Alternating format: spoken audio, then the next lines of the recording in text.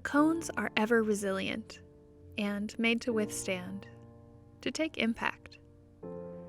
By design, they are admirable and sacrificial. Their intended use is to call attention, but in Philadelphia, we know that they are capable of so much more. As cones are scattered across the city, they articulate an unspoken and impromptu conversation between strangers. Watch out for that pothole, it might ruin your car. Beware, that part of the broken sidewalk will cause you to trip. I live here, this is my parking spot. The cones elicit dialogue. They are elegant in their attempts to solve larger infrastructure problems, colorfully dotting the cityscape with exquisite bursts of warm color. The process by which to repair crumbling streets is long and drawn out, often mysterious. By comparison, the use of the cone is immediate and to the point. Changing streets mean changing dynamics in Philadelphia, as a repavement can be interpreted as making way for gentrification. The cones stand witness to it all, overlooking and often silent. The cones are good Samaritans before they are functions of the state, and often offer themselves as a true object of public service. From Hong Kong to Portland, and here in Philadelphia, traffic cones aid in resistance movements too, as they trap and extinguish tear gas and block security cameras. The cones are not always productive though, which is something to be admired. They take breaks. They lay down on the job. They fail. This is what makes them so relatable. How did an orange cone get upside down and then buried in blacktop? Isn't it weird? It is very weird. So the Philadelphia Their errant hijinks also solidify their place in our heart. How did that get there? What happened to you? What do you think you're doing? These are questions you might ask of any cone on any given day. And this is why we created Cones of Philadelphia, a crowdsourced Instagram account documenting our local cones, for us all to admire this brilliant, beautiful, and sometimes bumbling utility object.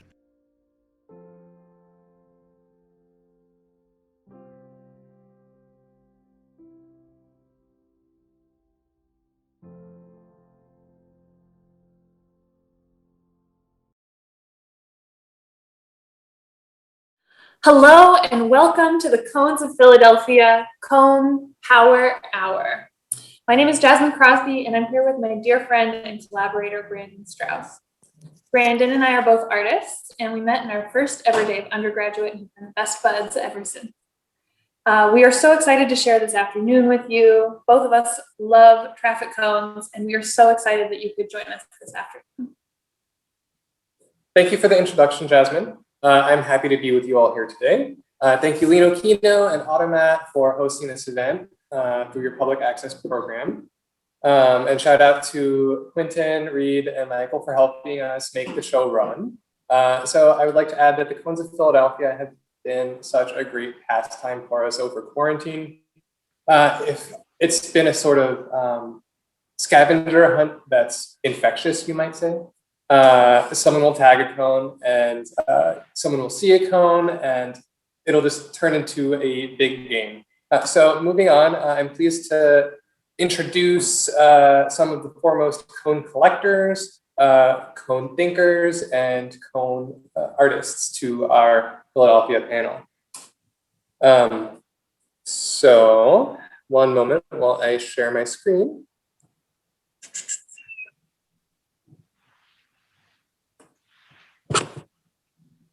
So we have Amze Emmons, Elizabeth Shores, Teresa Cervantes, Vikram Patel, and Anthony Elms. Amze Emmons is a multidisciplinary artist in Philadelphia who has been making a close observation of the city and its formal and informal systems for the past decade. He is considered by almost no one to be a leading voice in traffic cone theory. Elizabeth Shores is an artist, writer, and curator presently based in Philadelphia whose limited liability corporation, My Presence is Productive, serves as a conceptual strategy to eliminate the legal distinction between the research and time.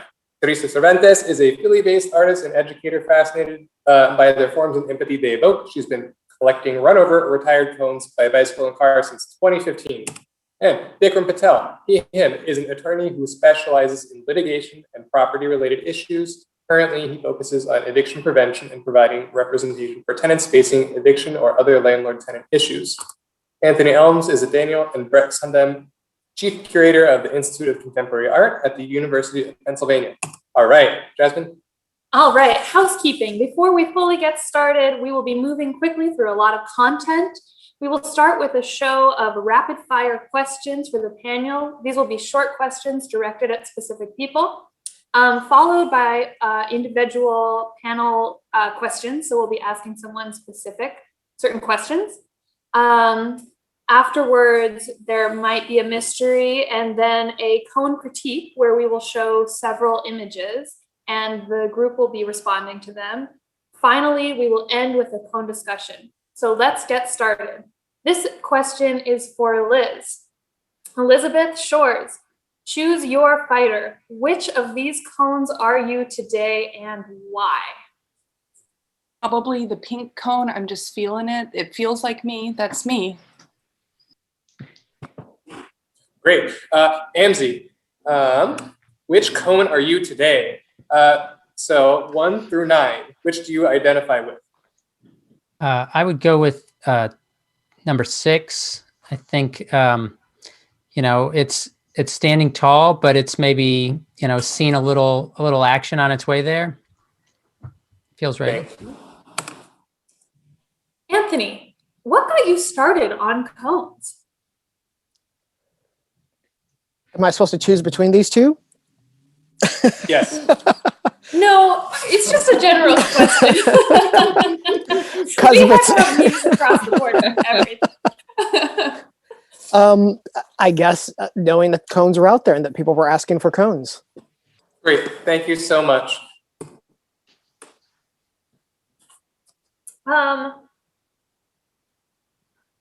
Teresa, have you ever had a strange cone interaction?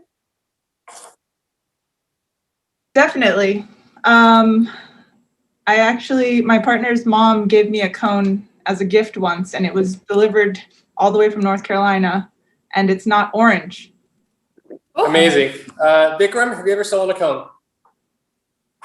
Oh, Yes or no? yes. Great. Thank you very much. Okay. So that. Wait, I want to know. He said yes. That's it. I want to know why. Okay. Oh, We yes. will allow you to As to why? Uh-huh. Well, I mean, I think as many people on this call have probably done, rearranging cones and taking cones and moving them to different places is generally a fun teenage activity, which I definitely partake. Thank you so much. Love that. Okay. So now we're going to be transitioning into the moment where we talk directly with different panelists. So we're going to start with Amze. Amze is the only artist currently featured on the Cones of Philadelphia. Amze, can you talk about the role of cones in your art practice? Perhaps you could talk about this piece in particular. Okay. So most of my practice since moving to Philadelphia has really involved walking the city and sort of documenting things that kind of caught my attention. But Philadelphia, like many places, is complicated and it takes a while to sort of figure it out. And I think cones were sort of the key to cracking that cipher. At first, it was really befuddling to understand why there might be 20 cones around a single, broken sidewalk spot, or one like poking its head out of a sinkhole. But I think over time, I began to understand that they were sort of these small, kind of semi-autonomous monuments to unfinished work, which really is, in my experience, representative of the city in a lot of ways. And so this piece is sort of partly a collage of a number of photographs and partly in a kind of invention of just something that I saw on the street where it seemed like for blocks and blocks, there was cones and tape kind of marking where a sidewalk had been replaced. And it seemed like they were kind of up to their own business in a way that was devoid of whatever kind of work was being done. So Amze, What do you think an archaeologist in the future, say year 3000, might say if they were doing a dig and came across a treasure trove of cones underground? I would guess that they would mistakenly think that as a culture we were obsessed with Euclidean geometry, and that we had that we sort of carried around these perfect cones as a kind of signifier to our relationship to geometric form. And it would probably be hard for them to figure out why we would make these shapes out of indestructible plastic, that lasts thousands of years, unless it was something incredibly important to us as a culture. So I think they might land on some sort of, faith-based system, I would guess. I love that cult of the cone. What are other things that you might stumble across that might kind of capture your imagination in a similar way, or are there other things? Well, I'm going to take this opportunity to talk about orange barrels, which I feel like are the antithesis of traffic cones. They're not really barrels, right? Like they're these giant plastic things designed to sort of look like a barrel might look. And I guess at one point in time, people actually used barrels for that purpose, but for some reason it made more sense to make giant fake plastic barrels. But they tended to blow over in the breeze, so they had to put pieces of tire around them to keep them from falling over. Everything about that just seems suspicious to me. Like, why can't they just be what they are? Why do they have to pretend to be something else?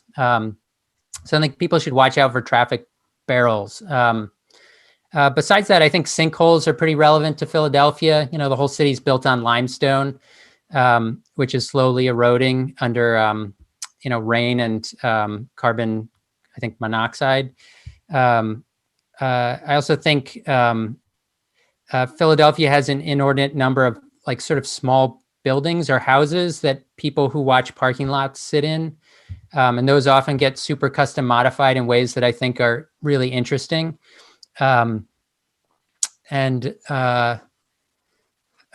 Lately I've become, well, I guess it's somewhat seasonal, but the kind of sculpture that people build to save their parking spots, I think it's both particular to Philadelphia and also totally fascinating to me.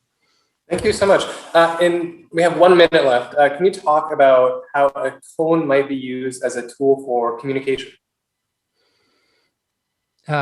Yeah, well, I think they are often conscripted into turning public space into private space. If you put a cone into a public parking spot or a spot on the sidewalk, people understand that it's now private space. And so I think it's often used in almost a kind of piratical way to move around ownership of the commons.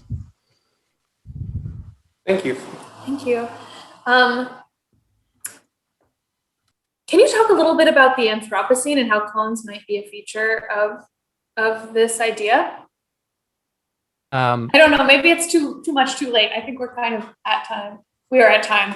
Okay. That's a long question for another time. So now to you, Liz. How do cones function as a tool for agency and personhood?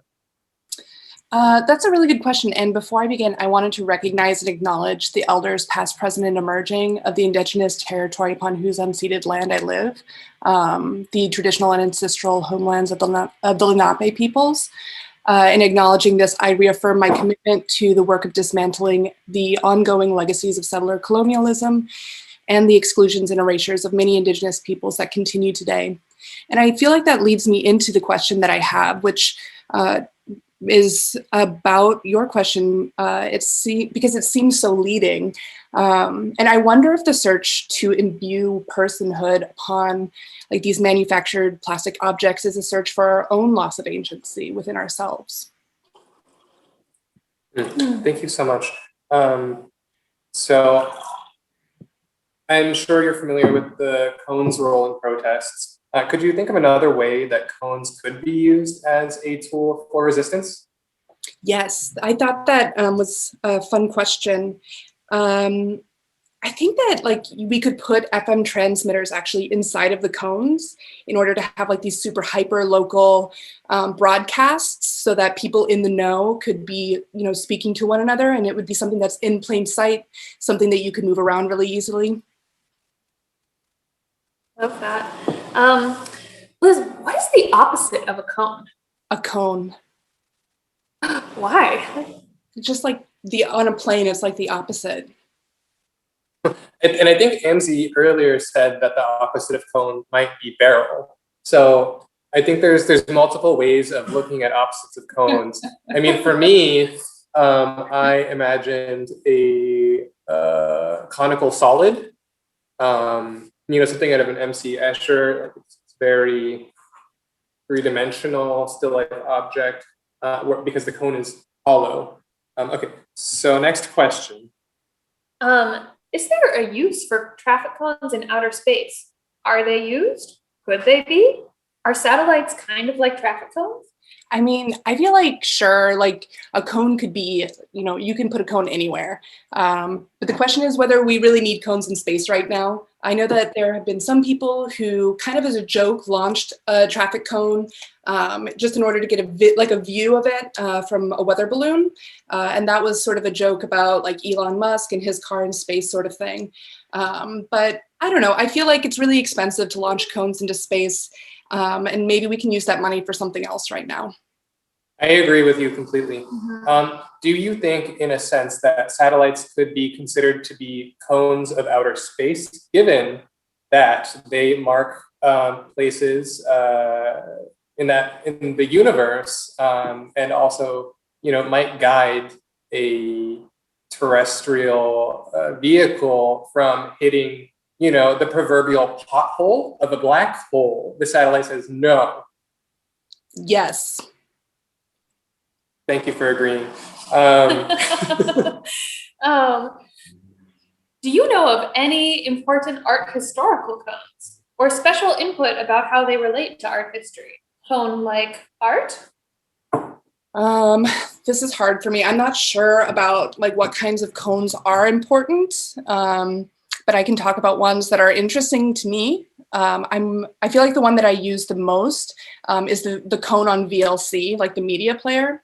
And I read about how that cone was actually chosen as a joke by some students who, okay, you know this one, yeah. Tell, please. For our viewers, Okay. please tell our viewers. And they collected all of these cones, and then they were trying to think of an icon, and they said, let's do the cone. And this is what we have today. But then, there's so many really interesting artists that are using cones in different ways. Of course, Amze, I'm such a big fan of your work.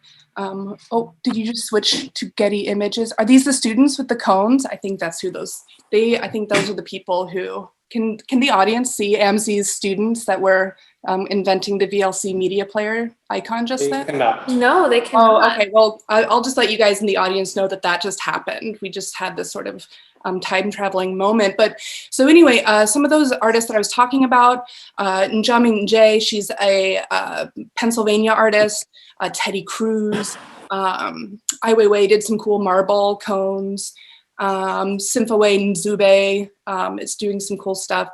Thomas Heatherwick made some like cool, I keep saying cool, but I don't know how else to talk about it. So maybe I shouldn't be the one talking about art history, but those are some of the things that come to mind.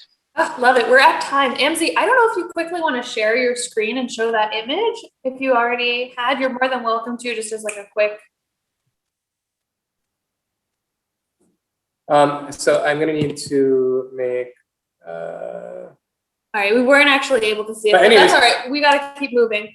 For supplementary imagery, I think we will send an email or post on our Cones of Philadelphia those artists who you've mentioned, Liz, and those things that you mentioned, Amze. Thank you so much.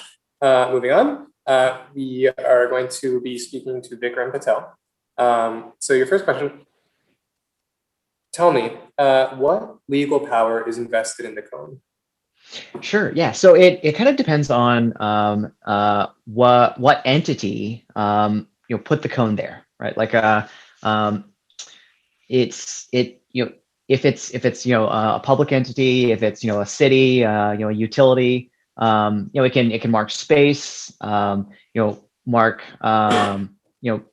mark where we're not supposed to go, and affect affect our movement in public space.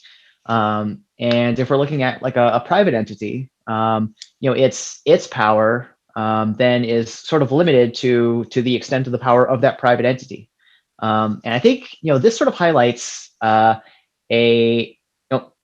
one significant difference that I think we see in the levels of power and the disparity of power between government and large corporate entities and everyday people, and that large corporate entities and governments can essentially deploy their power with just empty pieces of plastic, whereas we as individuals oftentimes just have to show up bodily in order to have that same sort of public effect.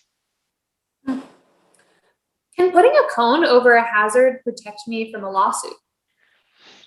Yes. Okay. So it can definitely reduce your liability. So if you have some sort of hazard, like let's say you're out in the yard and you're digging a hole, and someone's walking along, falls in that hole, they might and gets injured. You might be liable for that.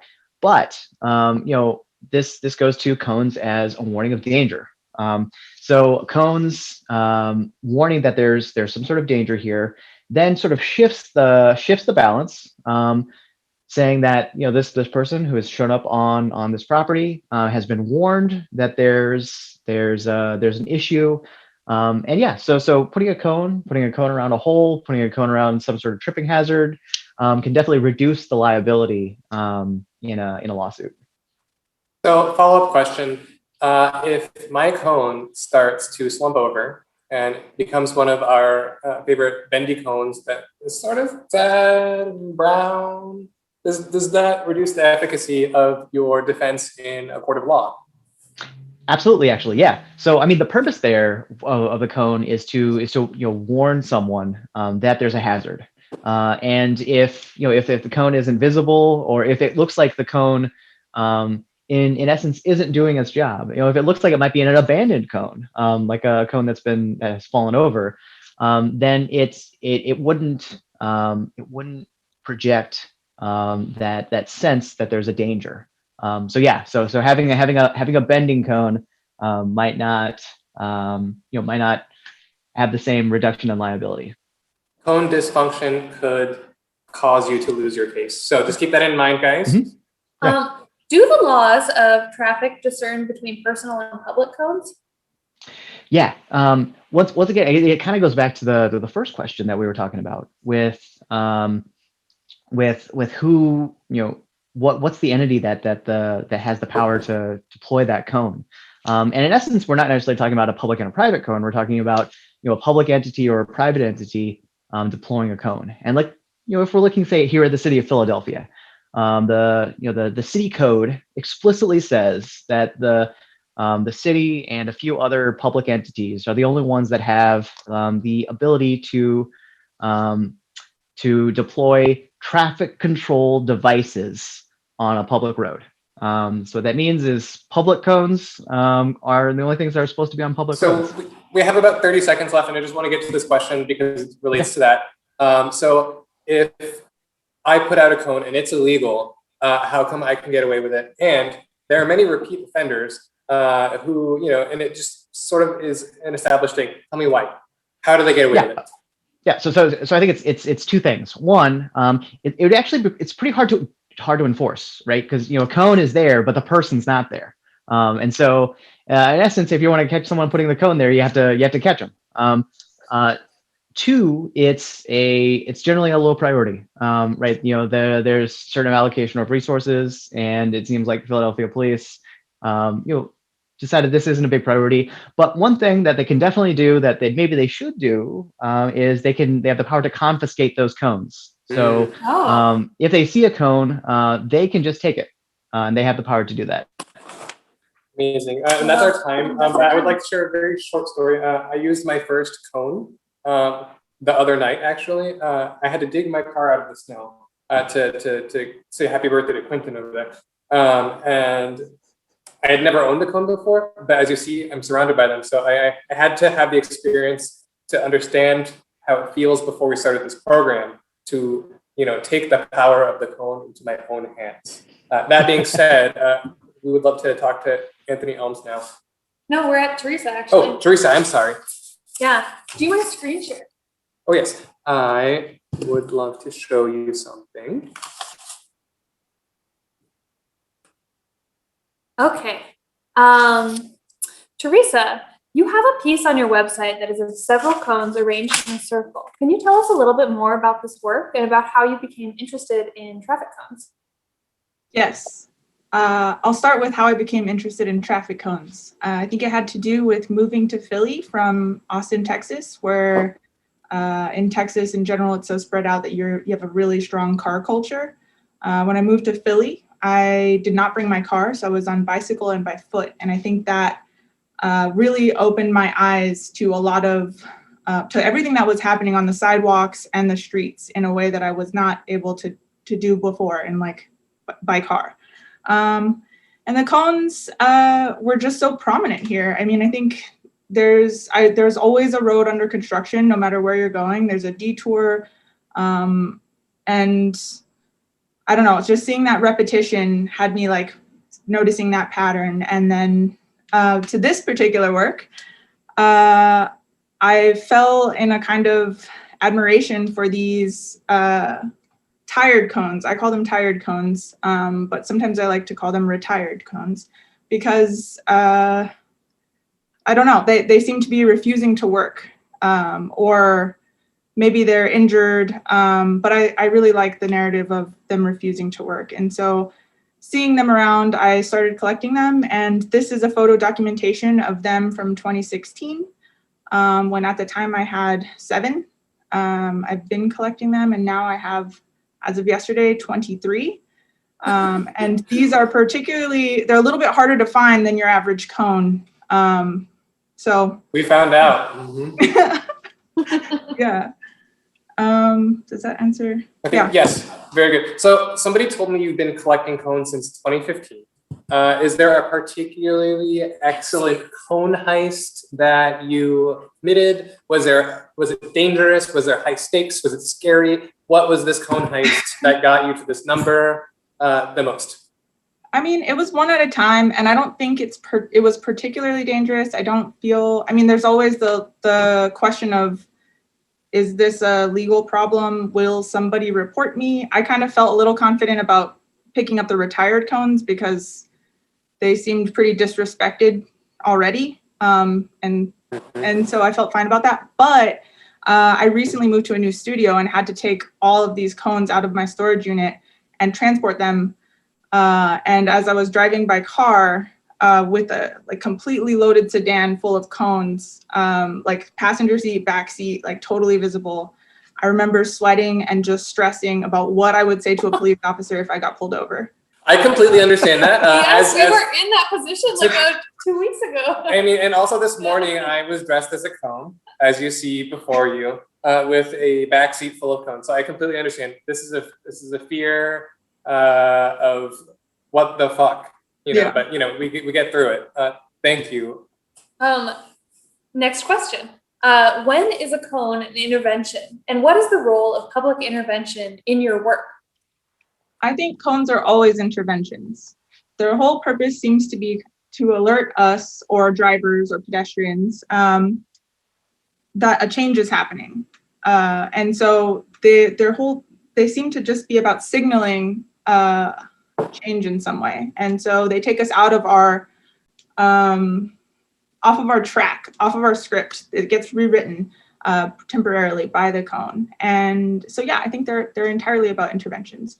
Intervention in my work functions as, for me, intervention is one of the places where I see potential and hope. It's a disruption, an addition, a twisting of our routine where the chance that something new can happen,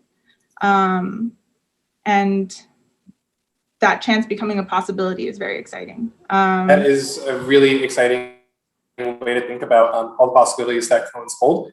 So I wanted to ask you, it's kind of a personal question, but have you ever wanted to be a traffic cone? No, but I have tried to put my body into the position of a cone before. Actually, earlier this week, I could have been spotted in a parking lot trying to assume a tired cone position. Oh, I would love to see that. We'll talk about that later. So that's all the One time time. I found a cone suit. I just want to throw that in there. It was behind a dumpster in Santa Fe. It was a whole suit. It had like the barrel and the legs. It was really weird. Thank you so much. We're going to move on to our next panelist, Anthony Elms. So there is an international mass cultural interest in traffic cones. So there's other Instagram pages. We're not unique. So there's, traffic cones of New Orleans, there's traffic cones of Japan, traffic cones of New Zealand, who did not want to join us tonight, even though I invited them. Can you tell us what about cones generates the international sensation? Well, they're universal. They're always warning us. I mean, we might have to consider the fact that they're actually warning us something larger than potholes, that all of the cones are speaking a universal language that we haven't code cracked yet. Oh, I love that. As a curator, what is your analysis about what makes these such compelling and ubiquitous symbols? Are cones part of a zeitgeist?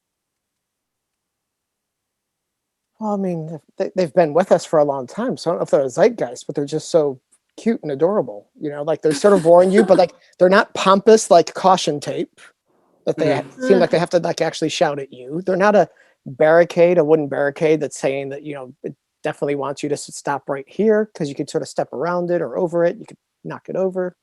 It's not those, God forbidden like barrels that Amze brought up that are always sort of toppling over in the street. So there's just something nice about like, they've got a kind of personality. I mean, they get tired, they get dirty.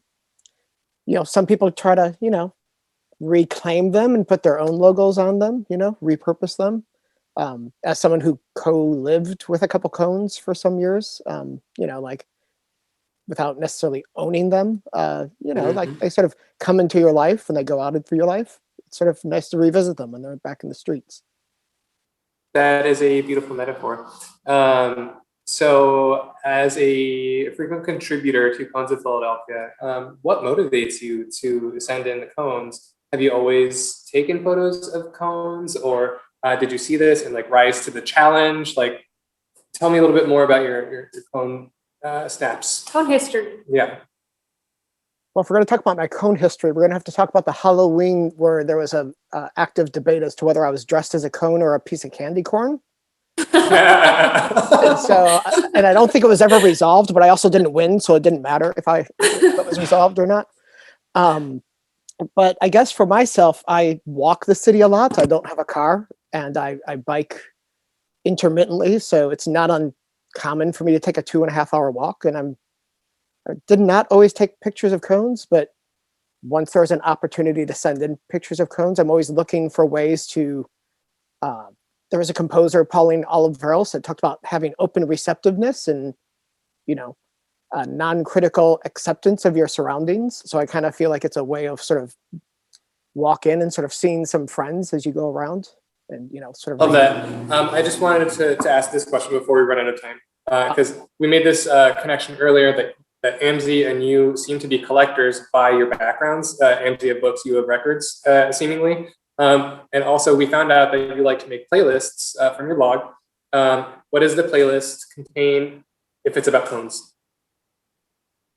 Well, probably a lot of sirens. And then the first 2 Kraftwerk records, because they have cones on the cover. That's what my partner said.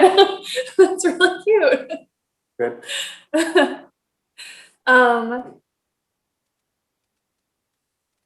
Can a traffic cone be a tool for making sound or for listening better? Well, I have occasionally, in sort of protest days, used cone to sort of shout through. And it might not have been a cone that I arrived at the protest with. It might have been. Well, we hope you sanitized it. Oh, love that. So, asking. So how? Oh, What? Wait. This one. Can a cone be a monument? Oh, definitely. Definitely. In what It way? can all be How? monuments. I mean, the problem is like we think of monuments as these large stone things, and monuments are actually active things that sort of come into our consciousness and sort of switch something that we think. So it doesn't have to be cement. It doesn't have to be large and bronze. It doesn't have to be a racist soldier. It can be someone that's just trying to alert us that maybe the bricks are a little wompy. So,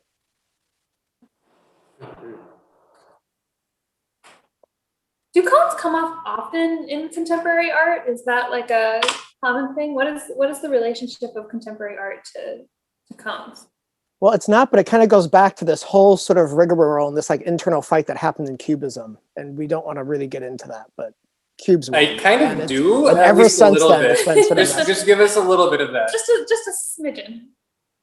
well, you know, the Cubes were kind of frothy and like they were always, you know, sort of drinking, and they were a little bit more, you know, muscle barreled, and so you know, like it goes back to late Paris things, and you know, people falling into holes and the cones just not being there at the time. Okay, We so needed cones. Cubism and cones. I'm gonna put a pin in that. I mean, it could have been conalism, but it just wasn't. Oh, why not? Conalism! This sounds like another talk. Maybe we'll talk about that again soon. So we have No. Thank you, Anthony. yes. Wink. Wink. Thank you. Thank you. Thank you.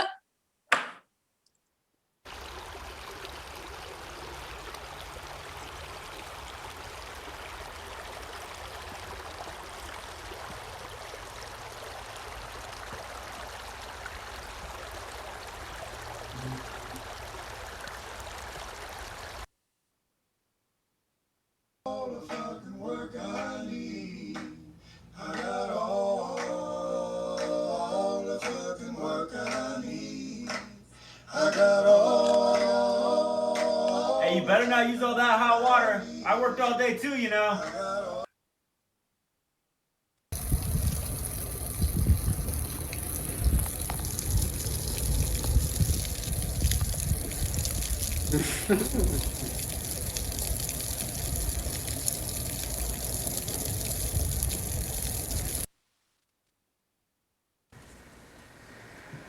Ooh.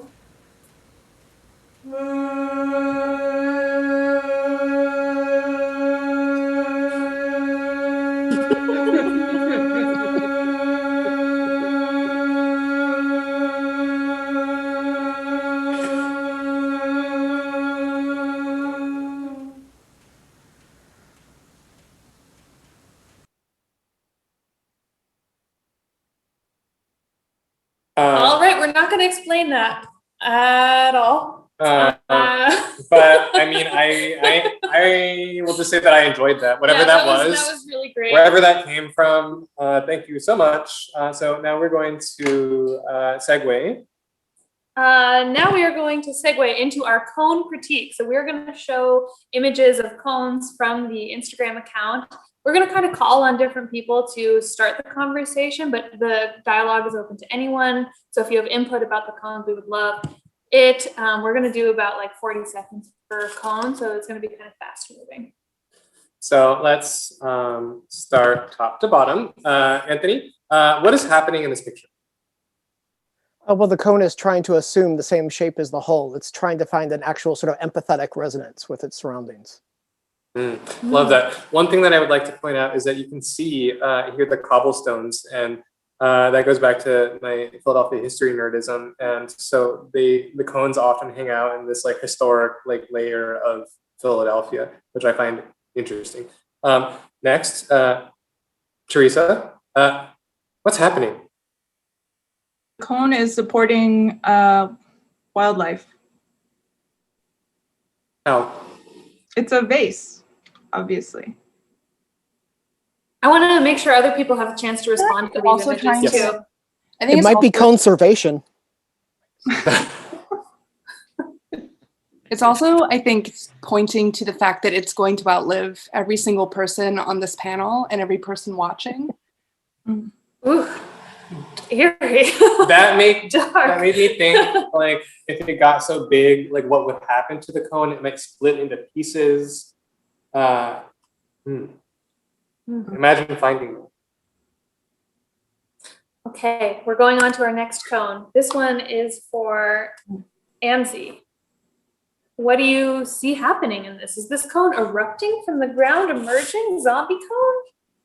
No, I do get a kind of strong Night of the Living cone sort of vibe from this image.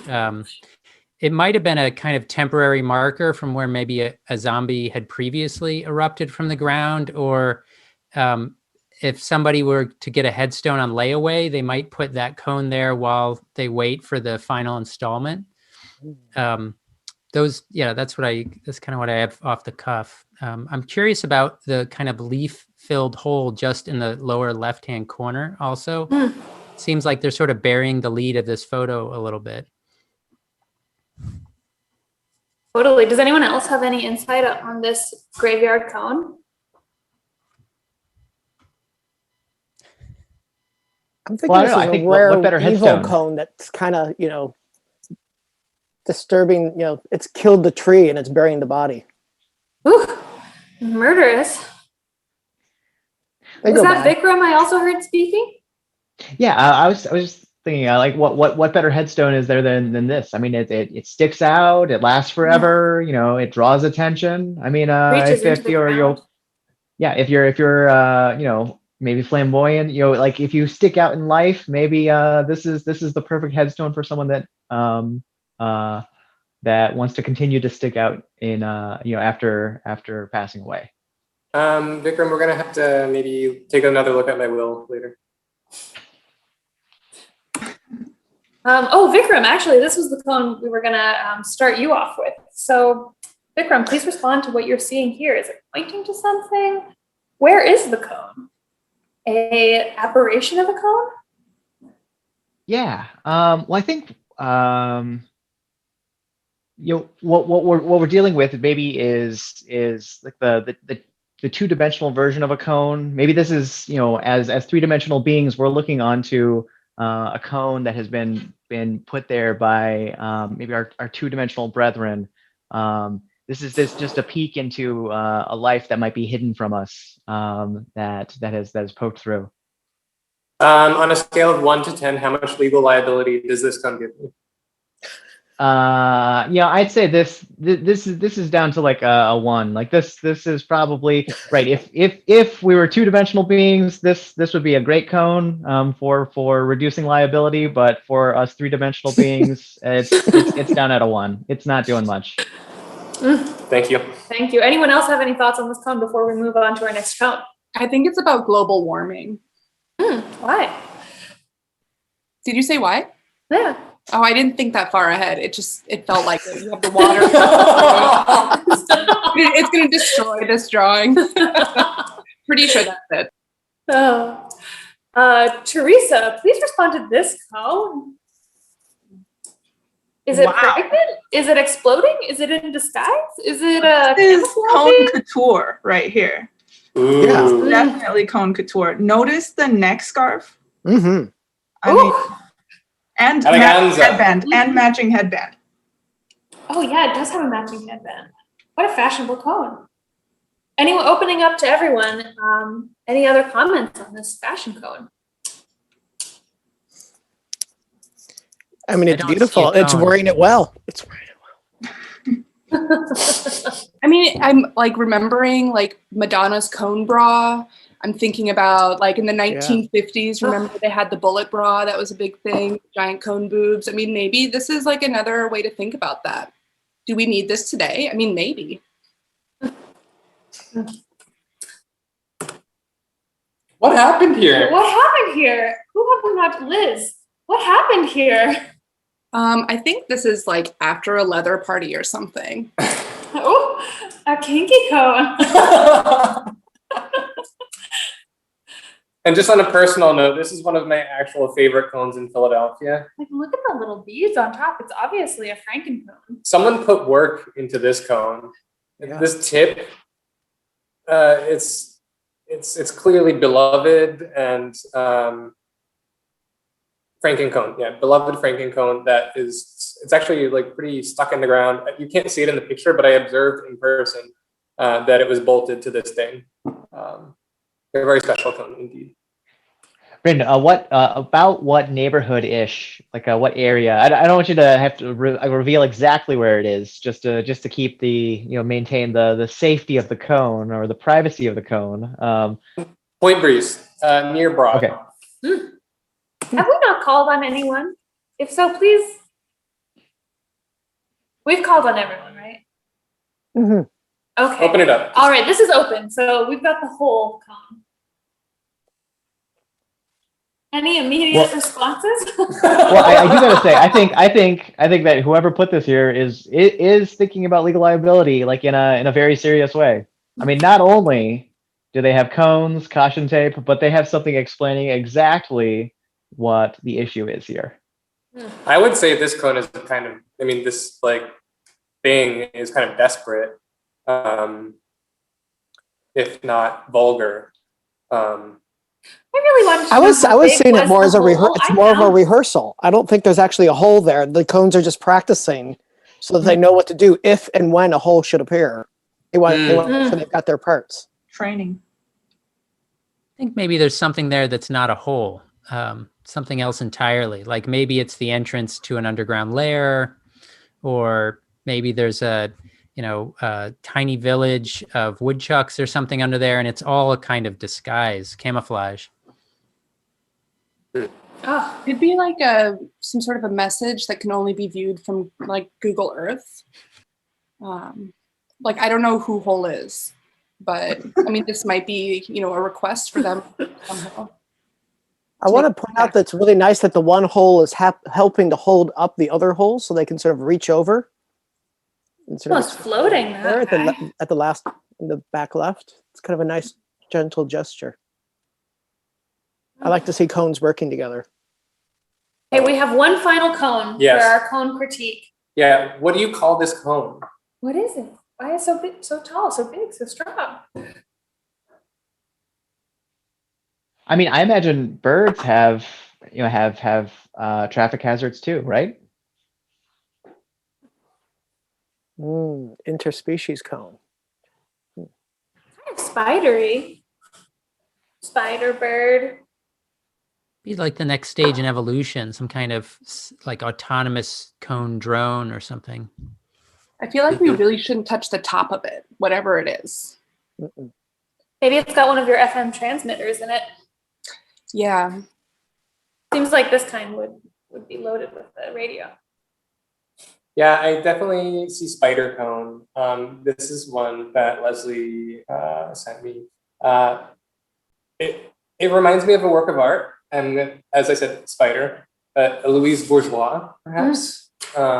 Just because we love the cone so much, we want it to be our mother. We could be under it if we were much smaller. I could imagine this as a giant sculpture that could serve Philadelphia as a monument. And with that, we're going to move into our general conversation with the whole group. So these questions are available to everyone. And our first question is, hopefully everyone will answer this one. You're alone on a desert island with a cone. What do you do with your cone? I mean, what don't you do with your cone? I think the cone would definitely be my Wilson from Castaway. Yeah, I feel like I would try to imitate the cone. To become a cone, Yeah. to learn from the cone. If I was trapped and couldn't go away, it's, you can go to the cone mind instead. Would make a good hat. I mean, beyond that, I think it'd make a great tool in general, right? You can dig with a cone. You can use it to collect fresh water. You can use it to knock things out of trees. Like it's the perfect tool to have on a desert island. Yeah, it'd be hard to lose. I mean, I feel like that's great. Right. You always know where it is for the jungle, And I guess you'd always be able to find parking, which is comforting to know. That's great. So do you guys think that the way we use cones in Philadelphia is unique to our city? If so, how? And I feel like we've already kind of touched on this a little bit in the conversation. So it'd be fun to kind of elaborate on that again. I know Amze and Teresa, you both, and Anthony, you all kind of talked about the relationship to cones and how that was different and jarring when you moved here. I'd love to just hear more of that from everyone. How are cones special in Philly? Well, I think in Philly, I certainly haven't seen in any other city people using the cones instead of like just the government or the streets department. And so I think that's quite exciting that you'll see a lot of cones on the other side of fences, like in like domestic yards or on porches. They seem to kind of go on both sides of that line here. Yeah, we sort of have like pet cones. Like they're like supposed to be wild animals, but you know, you see them on people's doorsteps. That's interesting. I mean, there's certainly a lot more freeform coning happening here than I saw when I lived in Chicago. I mean, it's not simply that, you know, there would be a lot of barricades, there'd be a lot of traffic tape, there'd be a lot of barrels, but, you know, cones wouldn't usually be intermixed into a whole sort of environment of you know, danger and warning. I've also seen a lot of cones placed on the tops of fences and things like that around the walk. So it's sort of interesting that cones can also be for distance or height. We actually have a fun cone fact that we didn't include in this, which is that cones are put out by the city 3 times before they're stolen in Philadelphia. So that's not long. The city doesn't keep them long. That's interesting. It's a lucky number. It also, like before you said that, it makes a lot of sense. I was sort of thinking that Philadelphia just seemed to have more cones than any place I'd been before, that the city seemed to be just like purchasing them and putting them out. And it also, like, there's a lot of subcontractors that do work around the city, and they don't seem to have any particular ownership of the cones that they move around. It's like the great herds, you know, of the Serengeti or something. It's like the cones just sort of move around the city, and they just keep adding to the flock. And I think that sort of adds to you know, the conversation about like Philadelphia's crumbling streets. Like that's why I notice them so much. You know, like our streets are busted, and you know, we have these cones to solve the problem. Like we can't afford to pave every street. But like we found this amazing one the other day where there was just like a chunk of concrete in the middle of the street, and then this like beautiful arrangement of cones, and it was just like in the middle of the street. Like I think they're very I personally feel like they're a little renegade in Philly. They get to, yeah. There's definitely some renegade, and I don't know if you've noticed, you know, there's some brands of reflective tape that happen to be about the right width of some logos, and so sometimes you'll see cones that seem to have an extra stripe or 3. That's interesting. You know, to kind of expand on what you were saying, Brandon. Right, I think it's often cited, right, that Philadelphia is the poorest big city in the U.S. And you know, it's also a city that I think that's dealing with you know, not only disparities in income and in services, but it's a city that has a you know, a long history with, you know, combining both old and new parts of infrastructure, and it seems that, you know, the city itself it doesn't invest the you know, the money they would need in order to maintain that infrastructure. It's almost like, yeah, the cones are a band-aid. You know, the best that the city can do oftentimes is to say, you know, there's an issue, you're just going to have to deal with that issue, but you know, someday maybe something will be done about it, but just not right now. I mean, I think we might, you know, consider the fact that maybe the city's under a lot of stress if it's buying cones every 3 uses. I would like to see the cone budget. I think that well, I think I've seen things with like the water department. I think, you know, both like the water department, PGW, and the streets department all have like 6-figure budgets, low 6-figure budgets, I think, for annually for just for cones.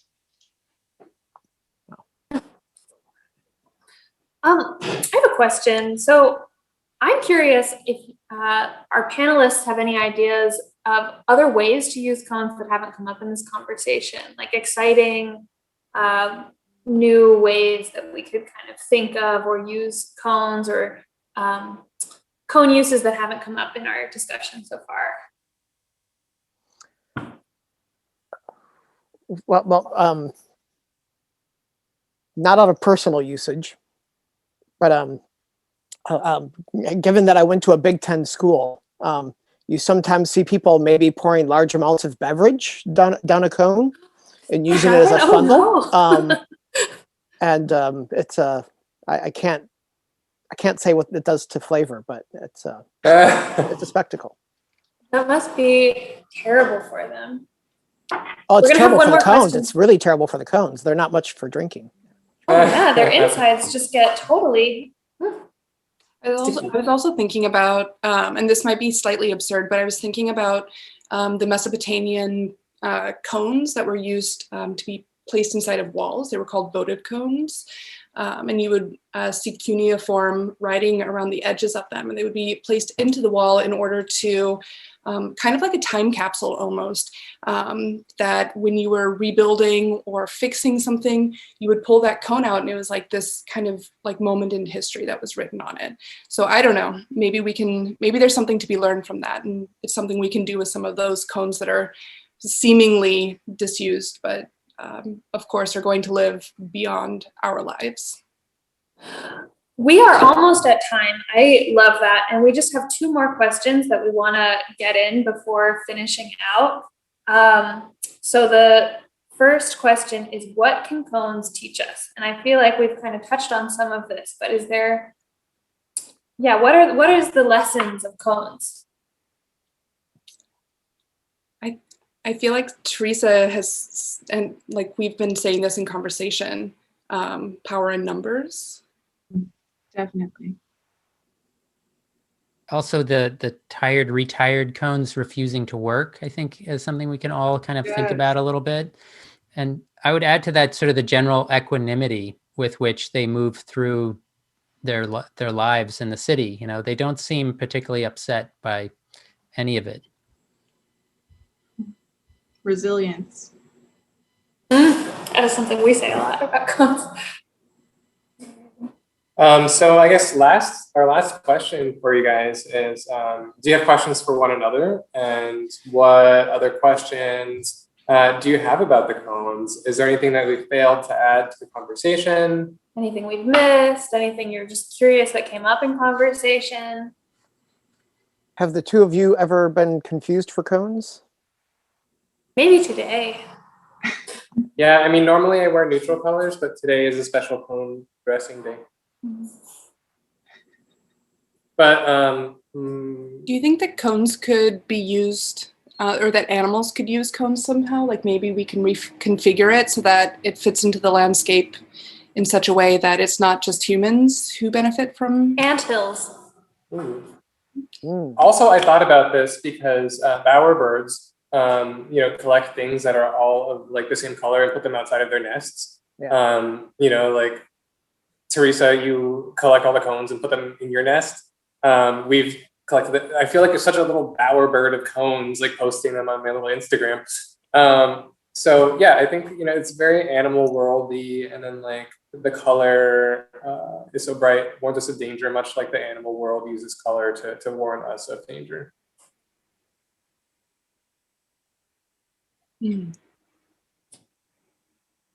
Cone questions? Any other final questions, comments? I would just say this has been totally fascinating. I've thoroughly enjoyed hearing everyone provide their insights. Yeah, thank you guys so much. Thank you so much. This hour has like zipped past. I like looked down and I was like, oh shit, we're awesome.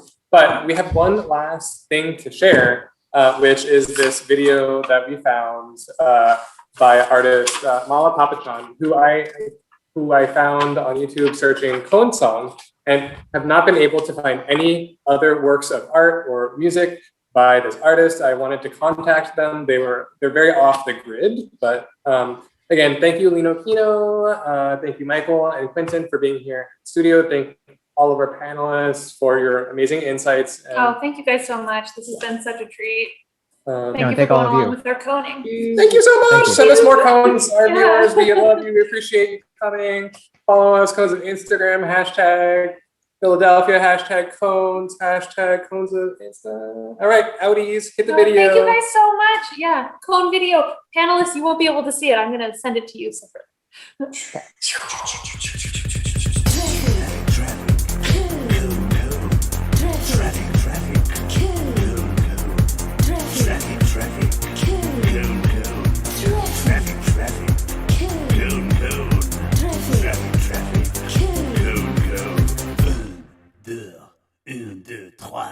Driving along on the motorway, happy as a Larry could ever be. I'm taking in all the scenery, and off to see me, tell me, for me tea. Hello, behold, tell me, what do I see? 20 million codes right before me, ha ha!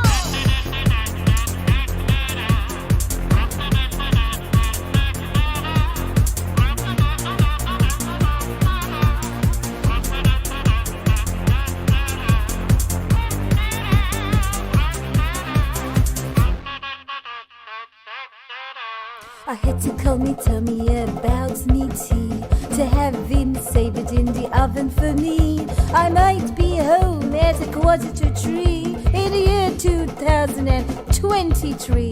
Hello, behold, tell me, what do I see? 20 billion codes right before me, ha ha!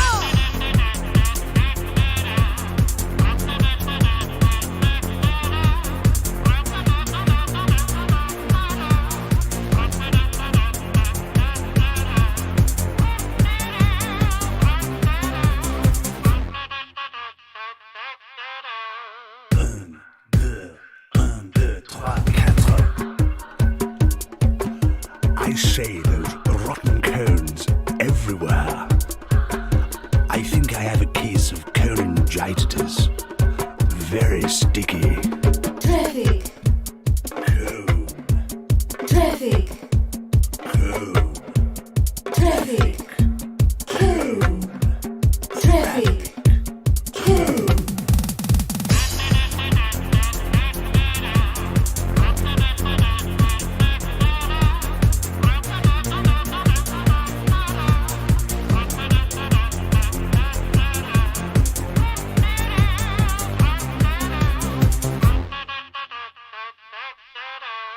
Doctor, can you please help me? I think I've got a case of cholangitis. 'Cause everywhere I go, they seem to follow me. There must be something special you could do for me. Hello, behold, tell me, what do I see? 20 million codes right before me! Do you see anybody working in here? Do you? They all having cups of tea? Nobody is working today. Where is everybody today? A one, a two, a 1, 2, 3, 4. We're all having cups of tea. Off to the pub by 2:45. We're all having cups of tea. Off to the boozer by 2:45. Here, let us a score, Governor. I'll pay you back any winnings. Mission control to mob. Pre-launch check. Our engines in full capacity. I don't know. Our main thrusters engaged. Ha